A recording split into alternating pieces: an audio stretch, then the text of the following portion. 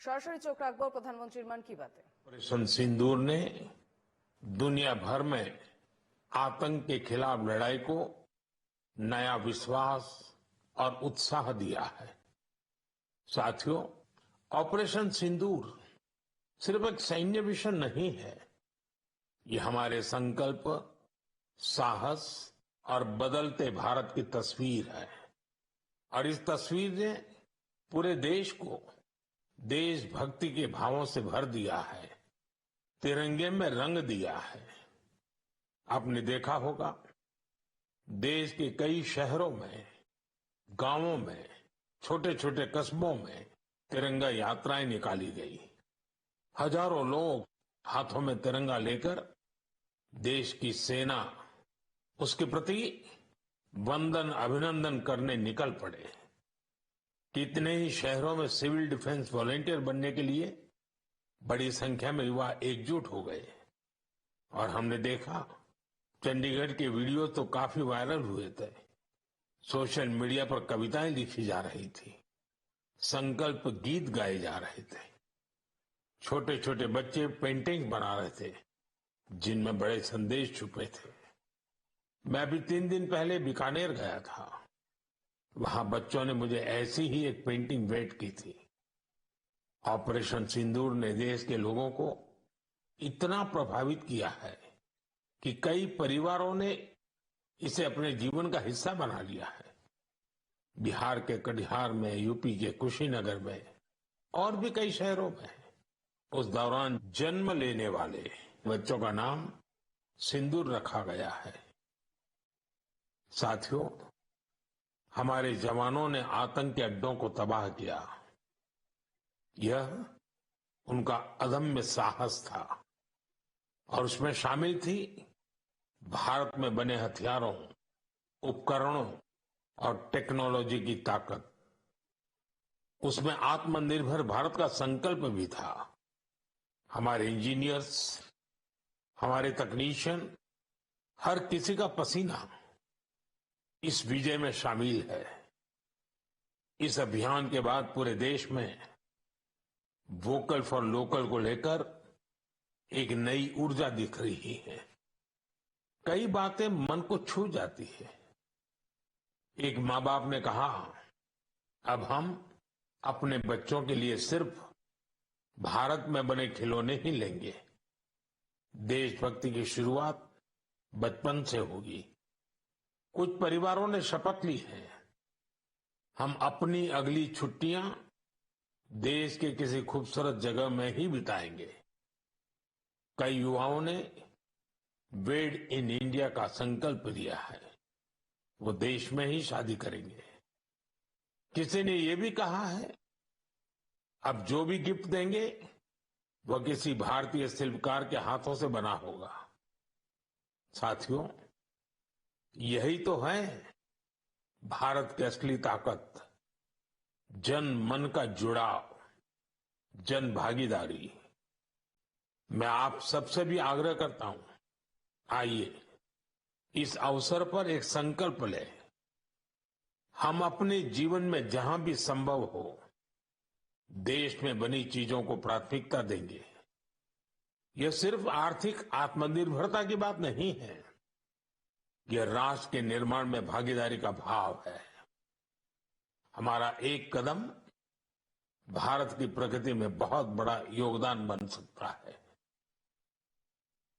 साथियों, बस से कहीं आना जाना कितनी सामान्य बात है, लेकिन मैं आपको एक ऐसे गांव के बारे में बताना चाहता हूं जहां पहली बार एक बस पहुंची। इस दिन का वहां के लोग वर्षों से इंतजार कर रहे थे और जब गांव में पहली बार बस पहुंची तो लोगों ने ढोल नगाड़े बजाकर उसका स्वागत किया। बस को देखकर लोगों की खुशी का ठिकाना नहीं था। गांव में पक्की सड़क थी, लोगों को जरूरत थी, लेकिन पहले कभी यहां बस नहीं चल पाई थी। क्यों? क्योंकि ये गांव माओवादी हिंसा से प्रभावित था। यह जगह है महाराष्ट्र के गढ़चिरौली जिले में और इस गांव का नाम है काटेजरी। काटेजरी में आए इस परिवर्तन को आसपास के पूरे क्षेत्र में महसूस किया जा रहा है। अब यहां हालात तेजी से सामान्य हो रहे हैं। माओवाद के खिलाफ सामूहिक लड़ाई से अब ऐसे क्षेत्रों तक भी बुनियादी सुविधाएं पहुंचने लगी हैं। गांव के लोगों का कहना है कि बस के आने से उन लोगों का जीवन बहुत आसान हो जाएगा। साथियों, मन की बात में हम छत्तीसगढ़ में हुए बस्तर ओलंपिक और माओवाद प्रभावित क्षेत्रों में साइंस लैब पर चर्चा कर चुके हैं। यहाँ के बच्चों में साइंस का पैशन है। वो स्पोर्ट्स में भी कमाल कर रहे हैं। ऐसे प्रयासों से पता चलता है कि इन इलाकों में रहने वाले लोग कितने साहसी होते हैं। इन लोगों ने तमाम चुनौतियों के बीच अपने जीवन को बेहतर बनाने की राह चुनी है। मुझे यह जानकर भी बहुत खुशी हुई कि 10वीं और 12वीं की परीक्षाओं में दंतेवाड़ा जिले के नतीजे बहुत शानदार रहे हैं। करीब 95% रिजल्ट के साथ ये जिला 10वीं के नतीजों में टॉप पर रहा। वहीं 12वीं की परीक्षा में इस जिले ने छत्तीसगढ़ में 6ठा स्थान हासिल किया। सोचिए, जिस दंतेवाड़ा में कभी माओवाद चरम पर था, वहां आज शिक्षा का परचम लहरा रहा है। ऐसे बदलाव हम सभी को गर्व से भर देते हैं। मेरे प्यारे देशवासियों, अब मैं लायंस, शेरों से जुड़ी एक बड़ी अच्छी खबर आपको बताना चाहता हूं। पिछले केवल 5 वर्षों में गुजरात के गीर में शेरों की आबादी 674 से बढ़कर 891 हो गई है। 674 से 891। लायन सेंसस के बाद सामने आई शेरों की ये संख्या बहुत उत्साहित करने वाली है। साथियों, आप में से बहुत से लोग यह जानना चाह रहे होंगे कि आखिर ये एनिमल सेंसस होती कैसे है। ये एक्सरसाइज बहुत ही चुनौतीपूर्ण है। आपको यह जानकर हैरानी होगी कि लायन सेंसस 11 जिलों में 35,000 वर्ग किलोमीटर के दायरे में की गई थी। सेंसस के लिए टीमों ने राउंड द क्लॉक यानी 2400 घंटे इन क्षेत्रों की निगरानी की। इस पूरे अभियान में वेरिफिकेशन और क्रॉस वेरिफिकेशन दोनों किए गए। इससे पूरी बारीकी से शेरों की गिनती का काम पूरा हो सका। साथियों, एशियाटिक लायन की आबादी में बढ़ोतरी ये दिखाती है कि जब समाज में ओनरशिप का भाव मजबूत होता है तो कैसे शानदार नतीजे आते हैं। कुछ दशक पहले गीर में हालात बहुत चैलेंजिंग थे, लेकिन वहां के लोगों ने मिलकर बदलाव लाने का बीड़ा उठाया। वहां लेटेस्ट टेक्नोलॉजी के साथ ही ग्लोबल बेस्ट प्रैक्टिसेस को भी अपनाया गया। इसी दौरान गुजरात ऐसा पहला राज्य बना जहां बड़े पैमाने पर फॉरेस्ट ऑफिसर के पद पर महिलाओं की तैनाती की गई। आज हम जो नतीजे देख रहे हैं उसमें इन सभी का योगदान है। वाइल्ड लाइफ प्रोटेक्शन के लिए हमें ऐसे ही हमेशा जागरूक और सतर्क रहना होगा। मेरे प्यारे देशवासियों, 2-3 दिन पहले ही मैं पहली राइजिंग नॉर्थ ईस्ट समिट में गया था। उससे पहले हमने नॉर्थ ईस्ट के सामर्थ्य को समर्पित अष्टलक्ष्मी महोत्सव भी मनाया था।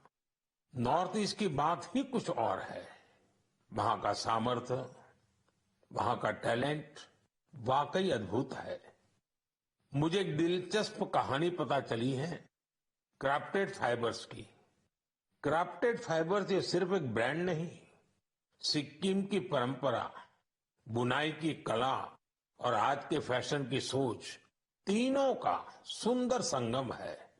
इसकी शुरुआत की डॉक्टर चेवांग नोरबू भूटिया ने। पेशे से वो वेटरनरी डॉक्टर है और दिल से सिक्किम की संस्कृति के सच्चे ब्रांड एम्बेसडर। उन्होंने सोचा क्यों न बुनाई को एक नया आयाम दिया जाए और इसी सोच से जन्म हुआ क्राफ्टेड फाइबर का। उन्होंने पारंपरिक बुनाई को मॉडर्न फैशन से जोड़ा और इसे बनाया एक सोशल एंटरप्राइज। अब उनके यहाँ केवल कपड़े नहीं बनते, उनके यहाँ जिंदगियां बुनी जाती है।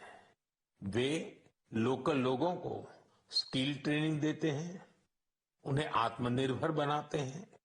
गांवों के बुनकर, पशुपालक और सेल्फ हेल्प ग्रुप, इन सबको जोड़कर डॉक्टर भूटिया ने रोजगार के नए रास्ते बनाए हैं। आज स्थानीय महिलाएं और कारीगर अपने हुनर से अच्छी कमाई कर रहे हैं। क्राफ्टेड फाइबर्स के शॉल, स्टॉल, दस्ताने, मोजे सब लोकल हैंडलूम से बने होते हैं। इसमें जो ऊन का इस्तेमाल होता है वो सिक्किम के खरगोशों और भेड़ों से आता है। रंग भी पूरी तरह प्राकृतिक होते हैं, कोई केमिकल नहीं, सिर्फ प्रकृति की रंगत। डॉक्टर भूटिया ने सिक्किम की पारंपरिक बुनाई और संस्कृति को एक नई पहचान दी है। डॉक्टर भूटिया का काम हमें सिखाता है कि जब परंपरा को पैशन से जोड़ा जाए तो वो दुनिया को कितना लुभा सकती है।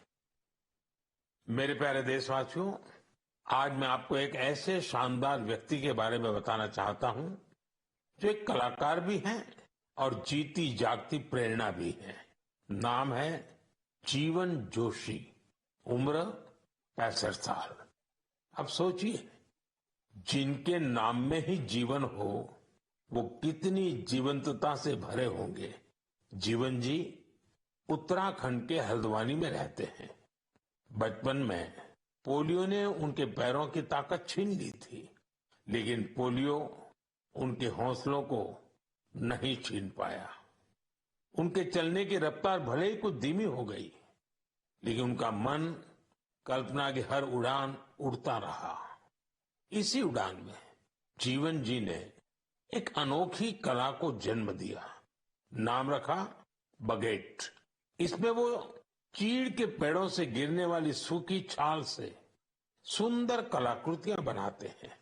वो छाल जिसे लोग आमतौर पर बेकार समझते हैं, जीवन जी के हाथों में आते ही धरोहर बन जाती है। उनकी हर रचना में उत्तराखंड की मिट्टी की खुशबू होती है। कभी पहाड़ों के लोक वाद्य यंत्र, तो कभी लगता है जैसे पहाड़ों की आत्मा उस लकड़ी में समा गई हो। जीवन जी का काम सिर्फ कला नहीं, एक साधना है। उन्होंने इस कला में अपना पूरा जीवन समर्पित कर दिया है। जीवन जोशी जैसे कलाकार हमें याद दिलाते हैं कि परिस्थितियां चाहे जैसी भी हो, अगर इरादा मजबूत हो तो नामुमकिन कुछ नहीं। उनका नाम जीवन है और उन्होंने सच में दिखा दिया कि जीवन जीना क्या होता है। मेरे प्यारे देशवासियों, आज कई ऐसी महिलाएं हैं जो खेतों के साथ ही अब आसमान की ऊंचाइयों पर काम कर रही हैं।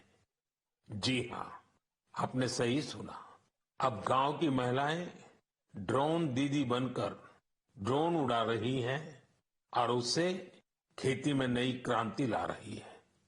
साथियों, तेलंगाना के संगारेड्डी जिले में कुछ समय पहले तक जिन महिलाओं को दूसरों पर निर्भर रहना पड़ता था, आज वही महिलाएं ड्रोन से 50 एकड़ जमीन पर दवा के छिड़काव का काम पूरा कर रही है। सुबह 3 घंटे, शाम 2 घंटे और काम निपट गया। धूप की तपन नहीं, जहर जैसे केमिकल्स का खतरा नहीं। साथियों, गांव वालों ने भी इस परिवर्तन को दिल से स्वीकार किया है। अब ये महिलाएं ड्रोन ऑपरेटर नहीं, स्काई वॉरियर्स के नाम से जानी जाती है। ये महिलाएं हमें बता रही हैं, बदलाव तब आता है जब तकनीक और संकल्प एक साथ चलते हैं। मेरे प्यारे देशवासियों, अंतर्राष्ट्रीय योग दिवस में अब 1 महीने से भी कम समय बचा है। ये अवसर याद दिलाता है कि अगर आप अब भी योग से दूर हैं तो अब योग से जुड़े। योग आपका जीवन जीने का तरीका बदल देगा। साथियों, 21 जून 2015 में योग दिवस की शुरुआत के बाद से ही इसका आकर्षण लगातार बढ़ रहा है। इस बार भी योग दिवस को लेकर दुनिया भर में लोगों का जोश और उत्साह नजर आ रहा है। अलग अलग संस्थान अपनी तैयारियां साझा कर रहे हैं।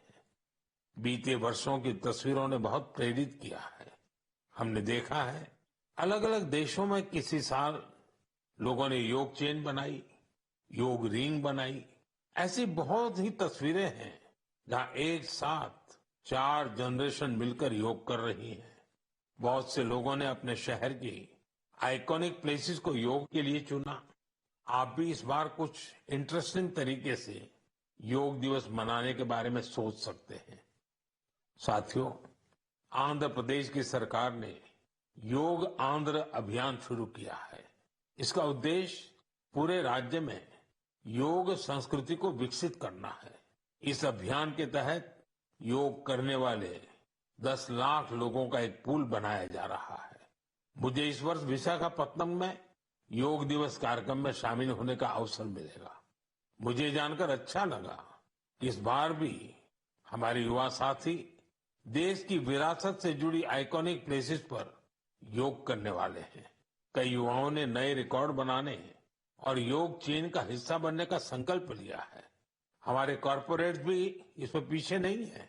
कुछ संस्थानों ने ऑफिस में ही योग अभ्यास के लिए अलग स्थान तय कर दिया है। कुछ स्टार्टअप्स ने अपने ऑफिस योग अवर्स तय कर दिए हैं। ऐसे भी लोग हैं जो गांवों में जाकर योग सिखाने की तैयारी कर रहे हैं।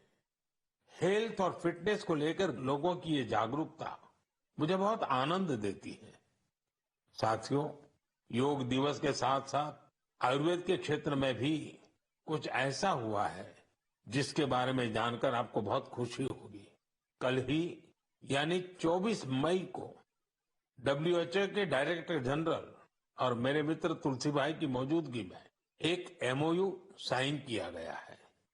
इस एग्रीमेंट के साथ ही international classification of health interventions के तहत एक डेडिकेटेड ट्रेडिशनल मेडिसिन मॉड्यूल पर काम शुरू हो गया है। इस पहल से आयुष को पूरी दुनिया में वैज्ञानिक तरीके से अधिक लोगों तक पहुंचाने में मदद मिलेगी।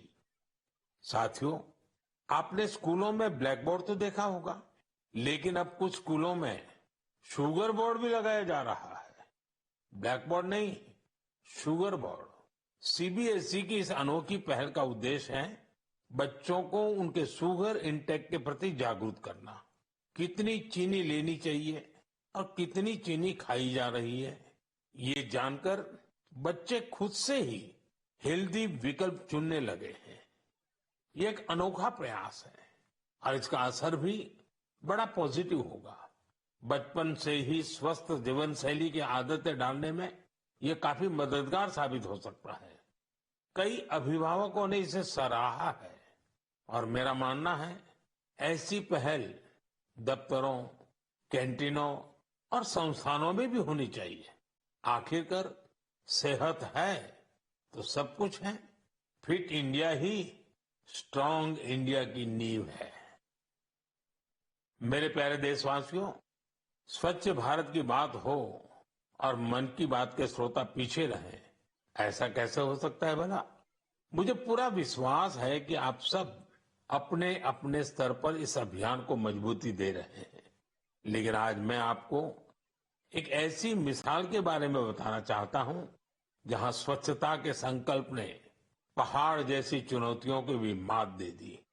आप सोचिए, कोई व्यक्ति बर्फीली पहाड़ियों पर चढ़ाई कर रहा हो, जहां सांस लेना मुश्किल हो, कदम कदम पर जान को खतरा हो, और फिर भी वो व्यक्ति वहां सफाई में जुटा हो।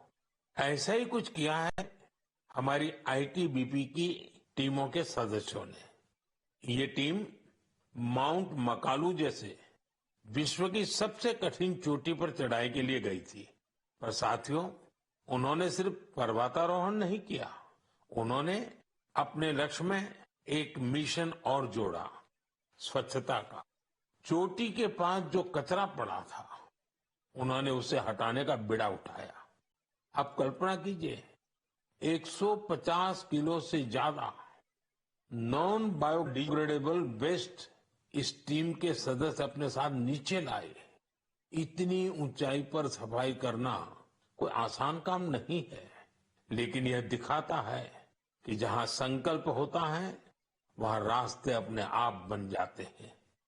साथियों, इसी से जुड़ा एक और जरूरी विषय है पेपर वेस्ट और रिसाइकलिंग। हमारे घरों और दफ्तरों में हर दिन बहुत सारा पेपर वेस्ट निकलता है। शायद हम इसे सामान्य मानते हैं, लेकिन आपको जानकर हैरानी होगी, देश के लैंडफिल वेस्ट का लगभग 1/4 हिस्सा कागज से जुड़ा होता है। आज जरूरत है हर व्यक्ति इस दिशा में जरूर सोचे। मुझे जानकर अच्छा लगा कि भारत के कई स्टार्टअप्स इस सेक्टर में शानदार काम कर रहे हैं। विशाखापत्तनम, गुरुग्राम, ऐसे कई शहरों में कई स्टार्टअप पेपर रिसाइकलिंग के इनोवेटिव तरीके अपना रहे हैं। कोई रिसाइकल पेपर से पैकेजिंग बोर्ड बना रहा है, कोई डिजिटल तरीकों से न्यूज़पेपर रिसाइकलिंग को आसान बना रहा है। जालना जैसे शहरों में कुछ स्टार्टअप 100% रिसाइकल्ड मटेरियल से पैकेजिंग रोल और पेपर कोर बना रहे हैं। आप ये भी जानकर प्रेरित होंगे, 1 टन कागज की रिसाइकलिंग से 17 पेड़ कटने से बचते हैं और हजारों लीटर पानी की बचत होती है। अब सोचिए, जब पर्वतारोही इतने कठिन हालत में कचरा वापस ला सकते हैं, तो हमें भी अपने घर या दफ्तर में पेपर को अलग करके रिसाइकलिंग में अपना योगदान जरूर देना चाहिए। जब देश का हर नागरिक ये सोचेगा कि देश के लिए मैं क्या बेहतर कर सकता हूं, तभी मिलकर हम बड़ा परिवर्तन ला सकते हैं। साथियों, बीते दिनों खेलो इंडिया गेम्स की बड़ी धूम रही। खेलो इंडिया के दौरान बिहार के 5 शहरों ने मेजबानी की थी। वहां अलग अलग कैटेगरी के मैच हुए थे। पूरे भारत से वहां पहुंचे एथलीट्स की संख्या 5,000 से भी ज्यादा थी। इन एथलीट्स ने बिहार की स्पोर्टिंग स्पिरिट की, बिहार के लोगों से मिली आत्मीयता की बड़ी तारीफ की है। साथियों, बिहार की धरती बहुत खास है। इस आयोजन में यहां कई यूनिक चीजें हुई हैं। खेलो इंडिया यूथ गेम्स का ये पहला आयोजन था जो ओलंपिक चैनल के जरिए दुनिया भर में पहुंचा। पूरे विश्व के लोगों ने हमारे युवा खिलाड़ियों की प्रतिभा को देखा और सराहा। मैं सभी पदक विजेताओं, विशेषकर टॉप के 3 विनर्स महाराष्ट्र, हरियाणा और राजस्थान को बधाई देता हूं। साथियों, इस बार खेलो इंडिया में कुल 26 रिकॉर्ड बने। वेट लिफ्टिंग स्पर्धाओं में महाराष्ट्र की अस्मिता धोने, ओडिशा के हर्षवर्धन साहू और उत्तर प्रदेश के तुषार चौधरी के शानदार प्रदर्शन ने सबका दिल जीत लिया। वहीं महाराष्ट्र के साईराज परदेशी ने तो 3 रिकॉर्ड बना डाले। एथलेटिक्स में उत्तर प्रदेश के कादिर खान और शेख जिशान और राजस्थान के हंसराज ने शानदार प्रदर्शन किया। इस बार बिहार ने भी 36 मेडल्स अपने नाम किए। साथियों, जो खेलता है वही खिलता है। यंग स्पोर्टिंग टैलेंट के लिए टूर्नामेंट बहुत मायने रखता है। इस तरह के आयोजन भारतीय खेलों के भविष्य को और संवारने वाले हैं। मेरे प्यारे देशवासियों, 20 मई को वर्ल्ड बी डे मनाया गया। यानी एक ऐसा दिन जो हमें याद दिलाता है कि शहद सिर्फ मिठास नहीं, बल्कि सेहत, स्वरोजगार और आत्मनिर्भरता की मिसाल भी है। पिछले 11 वर्षों में मधुमक्खी पालन में भारत में एक स्वीट रिवॉल्यूशन हुआ है। आज से 10-11 साल पहले भारत में शहद उत्पादन एक साल में करीब 70-75 हजार मैट्रिक टन होता था। आज ये बढ़कर करीब 1.25 लाख मैट्रिक टन के आसपास हो गया है। यानी शहद उत्पादन में करीब 60% की बढ़ोतरी हुई है। हम हनी प्रोडक्शन और एक्सपोर्ट में दुनिया के अग्रणी देशों में आ चुके हैं। साथियों, इस पॉजिटिव इम्पैक्ट में राष्ट्रीय मधुमक्खी पालन और शहद मिशन की बड़ी भूमिका है।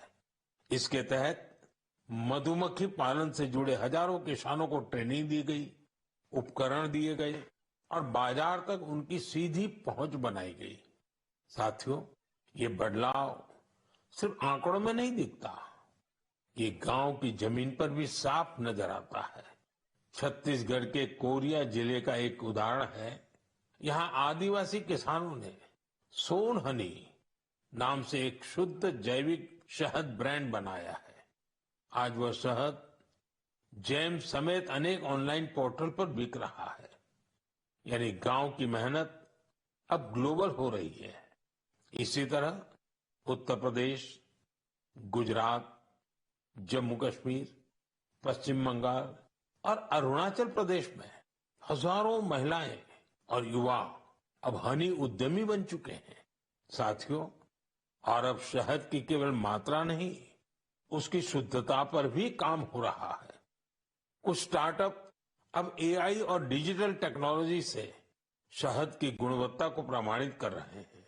आप अगली बार जब भी शहद खरीदें तो इन हनी उद्यमियों द्वारा बनाए गए शहद को जरूर आजमाएं।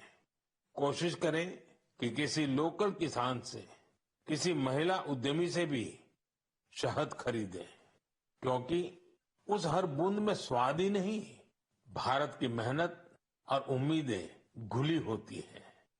शहद की मिठास आत्मनिर्भर भारत का स्वाद है। साथियों, जब हम शहद से जुड़े देशों के प्रयासों की बात कर रहे हैं तो मैं आपको एक और पहल के बारे में बताना चाहता हूं। ये हमें याद दिलाती है कि हनी बीज की सुरक्षा सिर्फ पर्यावरण की नहीं, हमारी खेती और फ्यूचर जनरेशन की भी जिम्मेदारी है। ये उदाहरण है पुणे शहर का, जहां एक हाउसिंग सोसाइटी में मधुमक्खियों का एक छत्ता हटाया गया।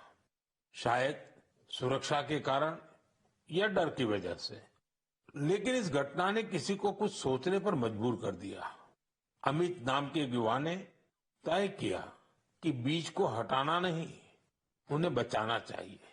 उन्होंने खुद सीखा, मधुमक्खियों पर सर्च की और दूसरों को भी जोड़ना शुरू किया। धीरे धीरे उन्होंने एक टीम बनाई जिसे उन्होंने नाम दिया बी फ्रेंड्स, यानी बी मित्र।